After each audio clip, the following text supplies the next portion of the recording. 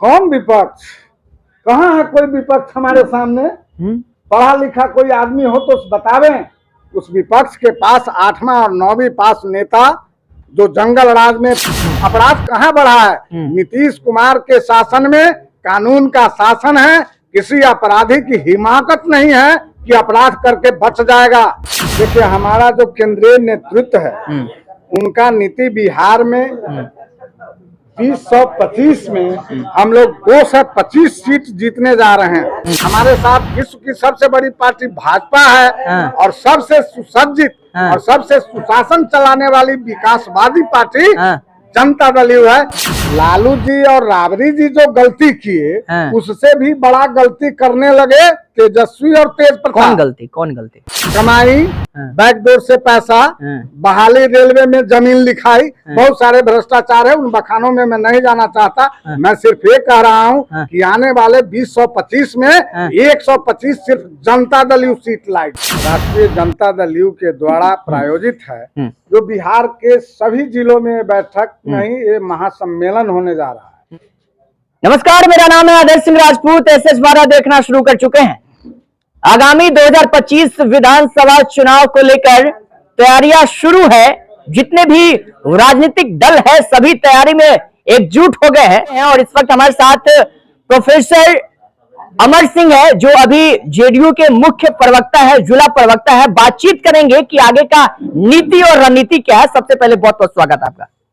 आपका भी बहुत बहुत स्वागत और हमें देखने वाले सभी दर्शकों को बहुत बहुत आभार। अभी आप मीनापुर में बैठक किए हैं, इस बैठक का पहले मुख्य उद्देश्य बताइए। ये बैठक हमारे राष्ट्रीय जनता दल यू के द्वारा प्रायोजित है जो बिहार के सभी जिलों में बैठक नहीं, ये महासम्मेलन होने जा रहा है। और इस सम्मेलन में हमारे जितने भी पंचायत कार्यकारिणी से लेकर के और प्रदेश कार्यकारिणी और राष्ट्रीय कार्यकारिणी के नेता भाग लेंगे।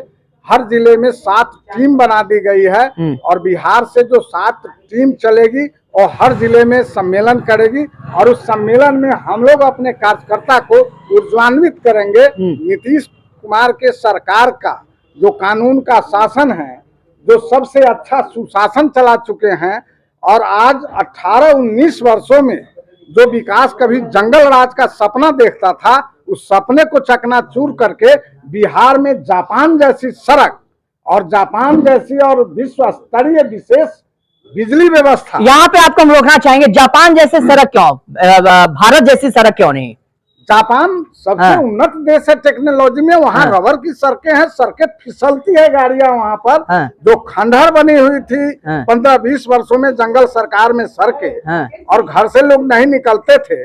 गाड़ी घोड़ा सबका जीवन 15 साल का रहता था और 5 साल में खराब होता था। आज पटना से सीतामढ़ी जाने में आप अनुभव करते होंगे कि कटौझा का पीड़ा समाप्त हो गया और दर्जनों बड़े बड़े पुल पुलिया और पूरे पटना में जाइए आप गंगा के नीचे एक्सप्रेसवे देखिए, लगेगा कि मुंबई में मैं पहुंच चुका हूं और मुंबई के एक्सप्रेसवे पर चल रहा हूं। ये है माननीय विकास पुरुष नीतीश कुमार। अच्छा, ये बताइए, विकास पुरुष नीतीश कुमार जी है, फिर आपने सुशासन की बात किया, फिर आप कह रहे हैं कि जंगलराज मतलब समाप्त किया, लेकिन विपक्ष तो कह रहे हैं कि महाजंगलराज आ गया जी। कौन विपक्ष? कहाँ है कोई विपक्ष हमारे सामने?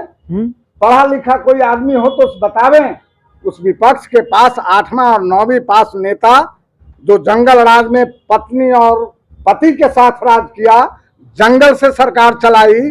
आप 5 से 7 बजे संध्या होने के बाद आपकी बहनें, आपकी माताएं, आपकी घर की औरतें सड़क पर निकलती क्या?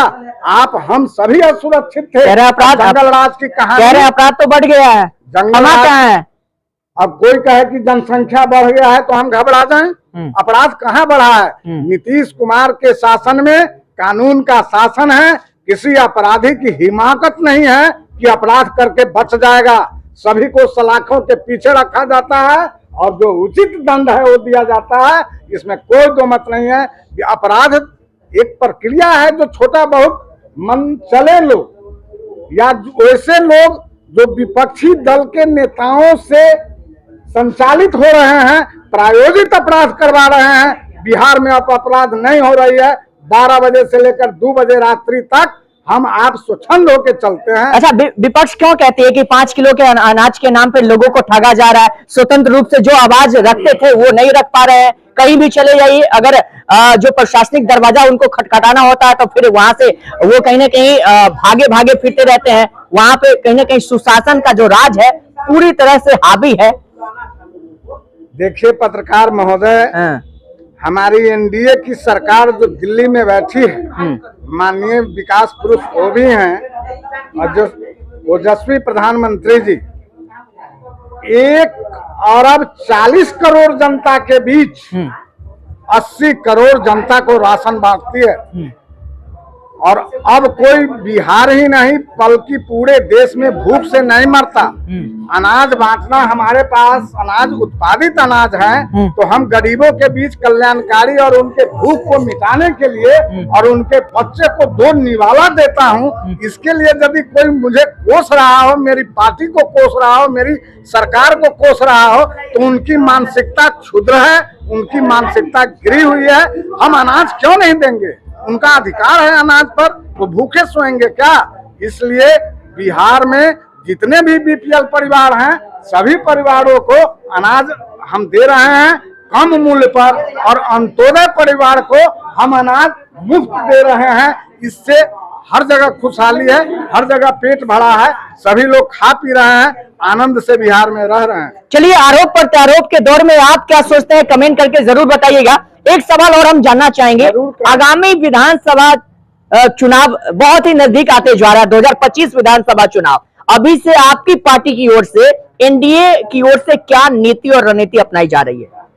देखिए, हमारा जो केंद्रीय नेतृत्व है उनका नीति बिहार में 2025 में हम लोग 225 सीट जीतने जा रहे हैं। 225 सीट से अलग जीतेंगे। और मेरा मानना है अकेले नहीं, हमारा एनडीए गठबंधन है। हमारे साथ चिराग पासवान जी हैं, हमारे साथ मांझी जी हैं, हमारे साथ अब उपेंद्र कुशवाहा जी आ गए हैं, हमारे साथ विश्व की सबसे बड़ी पार्टी भाजपा है, और सबसे सुसज्जित और सबसे सुशासन चलाने वाली विकासवादी पार्टी जनता दल है। इनका एक एनडीए बना है और उस एनडीए को 225 से अधिक सीट आना तय है, क्योंकि बिहार में हमारा कोई सानी नहीं है। ये जो एनडीए का जो गठबंधन है, बीजेपी और जेडीयू का जो गठबंधन है, उसमें आपको क्या लगता है, क्या आपको लगता है कि बिना जेडीयू का बीजेपी सरकार बिहार में बना सकती है?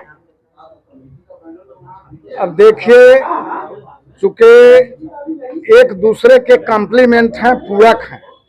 यदि बिहार में सिर्फ जेडीयू अपनी सरकार बना लेती और यदि बिहार के विकास और कल्याणकारी कार्यों को तीव्र गति देने के लिए भाजपा अपनी सरकार बना लेती तब तो बना लेते, लेकिन अब ऐसी बात नहीं है। अब हमारे नेता विकास पुरुष नीतीश कुमार एनडीए के साथ रहेंगे, भाजपा के साथ हमारा गठबंधन है, वो गठबंधन अब अटूट है। अब हमारे नेता भी कह रहे हैं कि मैं इधर उधर नहीं जाऊंगा, क्योंकि विकास के लिए जितनी भी राशि की जरूरत होगी हमारे नेता केंद्र से लेंगे और बिहार को विकसित राज्यों में से एक राज्य बनाएंगे इंडिया का।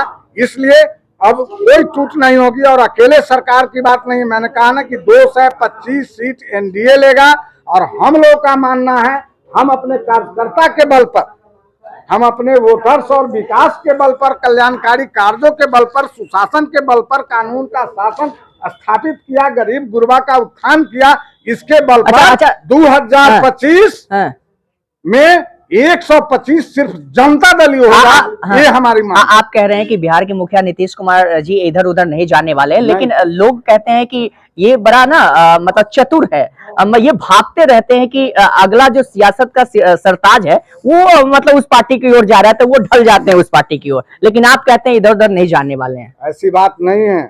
उनके ओर हमारे नेता गए थे, लेकिन फिर लालू जी और राबड़ी जी जो गलती किए उससे भी बड़ा गलती करने लगे तेजस्वी और तेज प्रताप।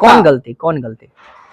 वही भ्रष्टाचार, कमाई, बैकडोर से पैसा, बहाली रेलवे में जमीन लिखाई, बहुत सारे भ्रष्टाचार है। उन बखानों में मैं नहीं जाना चाहता। मैं सिर्फ ये कह रहा हूँ कि आने वाले 2025 में 125 सिर्फ जनता दल सीट लाएगी। चलिए, तो हमारे साथ अभी प्रोफेसर अमर सिंह बातचीत कर रहे थे। हालांकि सीतामढ़ी से अभी मुख्य प्रवक्ता है, जेडीयू के जिला प्रवक्ता है। आप क्या सोचते हैं, क्योंकि आगामी 2025 विधानसभा चुनाव सर चढ़कर बोल रहा है और जितने भी भैया पार्टी है ना, उन सभी पार्टियों के नेता कार्यकर्ता सभी लोग अभी से ही तन मन धन से लग गए हैं, लोगों को लुभाने में लग गए हैं। लेकिन आप क्या सोचते हैं, जरूर अपनी राय कमेंट सेक्शन में बताइएगा। दीजिए इजाजत, नमस्कार।